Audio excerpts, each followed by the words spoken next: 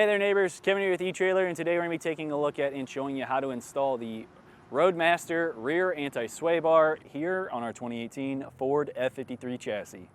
If you own a Class A motorhome, you know sway is an unfortunate side effect of just how large and unaerodynamic the body of your motorhome is.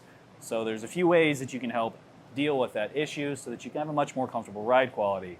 First one being an anti-sway bar, which is exactly what we're going to be talking about today. Now, in most cases, your rear suspension doesn't always have that on a lot of the older style motorhomes, but I am noticing a lot of the newer ones, kind of 2018 and up, are really starting to have one already on there from the factory, but manufacturers like Roadmaster, which we installed today, are adding on an extra one, so that way you get a little bit more support. So typically you're going to have one on either end of your rear differential, and Roadmaster is going to be giving you that extra that you can add on. And what this does is it's essentially a spring that wants to retain its shape. So it can give a little bit of bend as it moves, as your suspension kind of compresses and decompresses and the body sways side to side.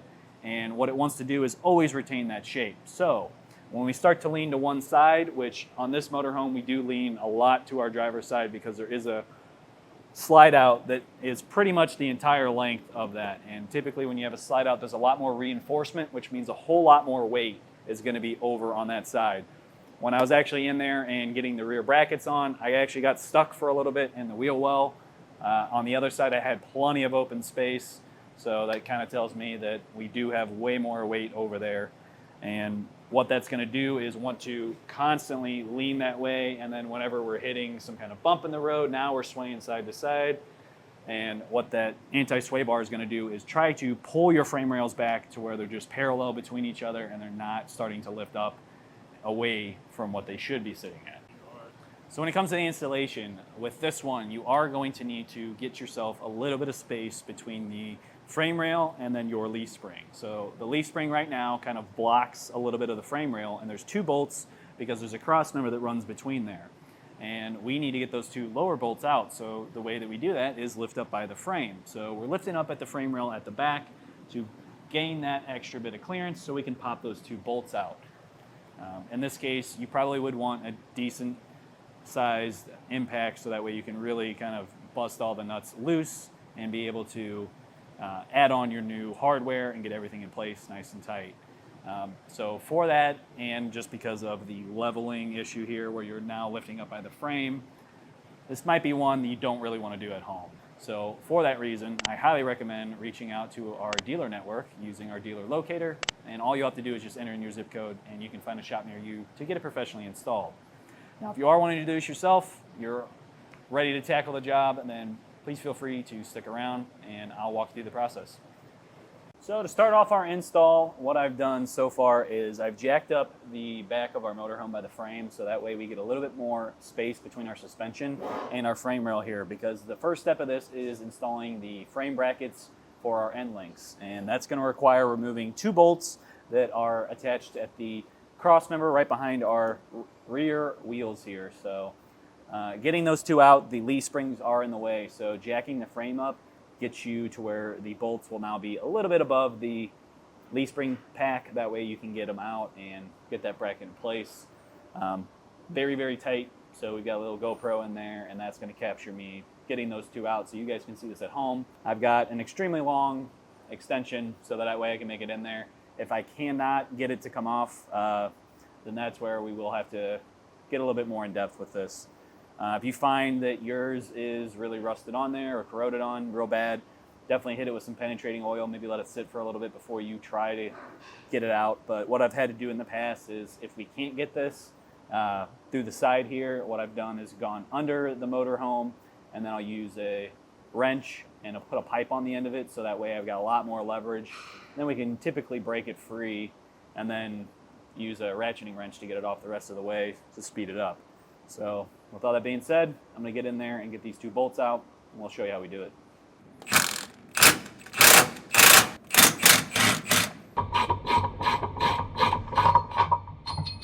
So here's one of the nuts on the inside of our frame rail. It's got a little retainer clip here, and that just essentially is going to stop once it hits the frame rail and prevent that from continuing to spin on you. So it's going to act essentially the same as a weld nut. Now I've got the other one I still got to get off. It's further back, so the angle of our leaf spring pack is kind of fighting it a little bit more. Even with a short wall socket, I can't really get it in there all the way to get it fully off without the socket backing up so far that it's now touching the leaf spring pack. So I'm gonna get under there, and I'll probably need to use a wrench. I forgot to say before this, but I am using a 21mm socket to get these bolts out.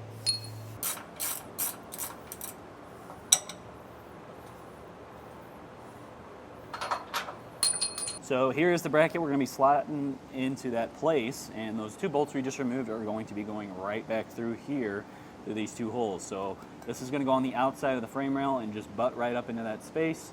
We'll put those two bolts and those nuts with the retention clips on there, and we'll tighten those back down and then torque them as well to the factory spec.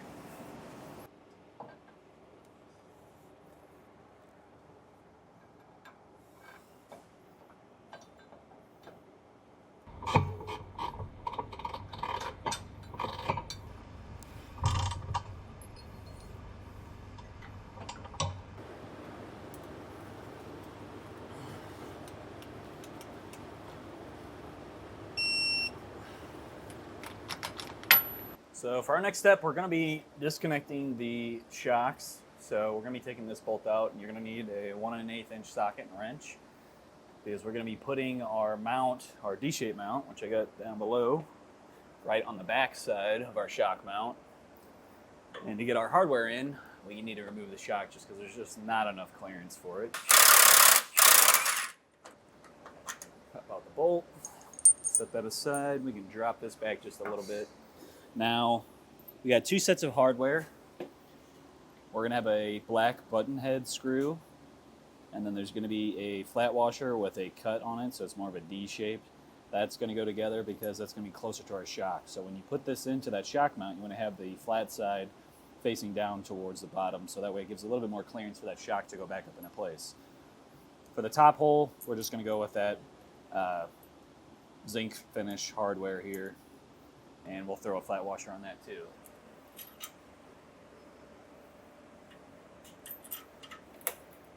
So at this point now we can lube up our bushings. We're gonna have this green lubrication that we'll take about half out of for each bushing, and we'll rub that all on the inside of the bushing. All right, so I have my anti-sway bar oriented the way it's going to sit. So we have the Roadmaster sticker to where it's facing towards the rear of the motorhome, and it's facing, the right way. It's not upside down. You can see with that flat against the ground, the end of the bar is sticking up a little bit more. So when we go to put these on, it's going to be bracketed on this way. So we want to make sure that we're popping it on that same way. That way you're not getting grease or lubrication everywhere. Highly recommend gloves anytime you're touching that, just because this stuff kind of gets everywhere. But we'll split these open, pop them on, and then we'll be ready to hold our bar up in place and get those D-shaped mounting brackets onto those bolts that we put in the shock mount. Now with an extra set of hands, we are going to slap on that D-shaped bracket and then lift our anti-sway bar into place. You may have to kind of shuffle it side to side to really center it here. But once you have it that way, we'll then throw on that D-shaped flat washer onto that button head screw. Throw on a mechanical lock nut. And then up top, we got another flat washer and lock nut. We'll do the same thing over on the other side. All right, I'm gonna snug down my hardware for the top bolt. That's going to be a 9/16 socket on both the head of the bolt and on the nut. On the bottom, with that button head screw, it'll be a 9/16 socket on the nut, but on the bolt head side, we're going to be using a 5.5mm hex bit.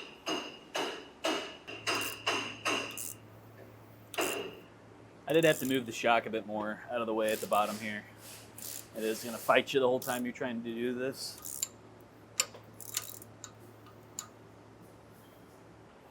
All right, once you have your hardware snugged down, then you can come back with your torque wrench and torque it to spec. Now we can reinstall our shocks. This is going to be a little bit of a fight here. Just lining it up just perfect, because we also are kind of really tight on that clearance with that button head bolt. So you may have to kind of play around with it a bit.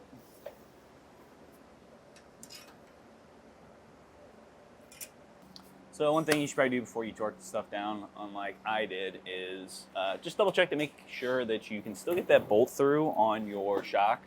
It's 50-50 shot that it's going to work with that washer on the bolt head side of the button head screw.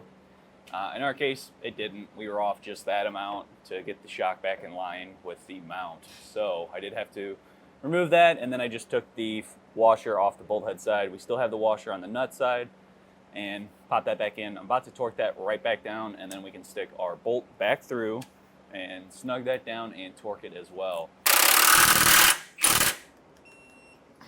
All right, so at this point now we are going to hang up our end links, and we kind of need to play around with it a little bit because the goal here is to have this as perpendicular, so straight up and down as we can from our frame rail. And we've got 2 slots we can go through, and then we have 3 slots down at the bottom where it's actually going to connect to our sway bar. So if I lift that up, I also want to have my sway bar be as level as I can. So realistically, I need to kind of be right about there. So we potentially could use the bottom hole here and then the very top hole here, but then that leaves our end link bracket sitting pretty low. So I'm going to just go ahead and I'm going to try the top, and we'll get see what kind of works from there. So I'll pop in one of our bolts to help hold it in place. And then we can see what slot's going to look the best. First one's not too bad. That's pretty level. I think I might go for the middle though. That's kind of just a little bit higher up, gives us a little bit more ground clearance. And we are still staying nice and straight, so we'll pop that in.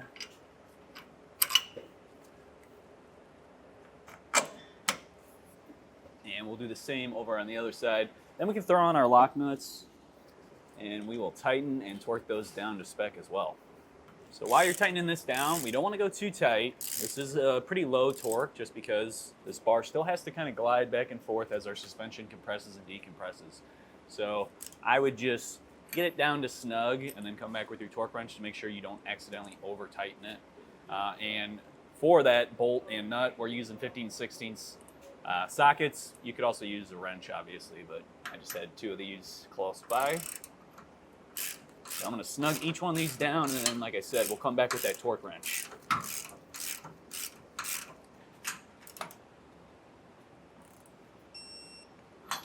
Once you have those torqued down to spec, that's going to do it for the install portion of this. At this point now, what you should do is go out, test drive it a little bit, come back, double check that all of your bolts stayed torqued to their specific settings, and then from there on, it's just kind of routine maintenance. So just give it a once over, maybe before you go out on your trip. Especially if you're someone who doesn't go too often, it'd be good to check it every single time. If you're someone who's out every single day, maybe you live in your RV, maybe once a month at least, go out, just check your bushings, make sure each one of those is still in decent shape, and then just check those torque settings, make sure nothing potentially backed out and got a little bit loose. And that's honestly all that there is to it when it comes to the maintenance on these sway bars. That's going to do it for our look at and installation of the Roadmaster rear anti-sway bar. My name's Kevin, and if you still have some questions about what's going to be the right suspension upgrade for your Class A motorhome, please feel free to reach out to us via our Ask the Experts link, a comment on this video, or a phone call to our customer service department, and we'd be happy to help you out on your journey.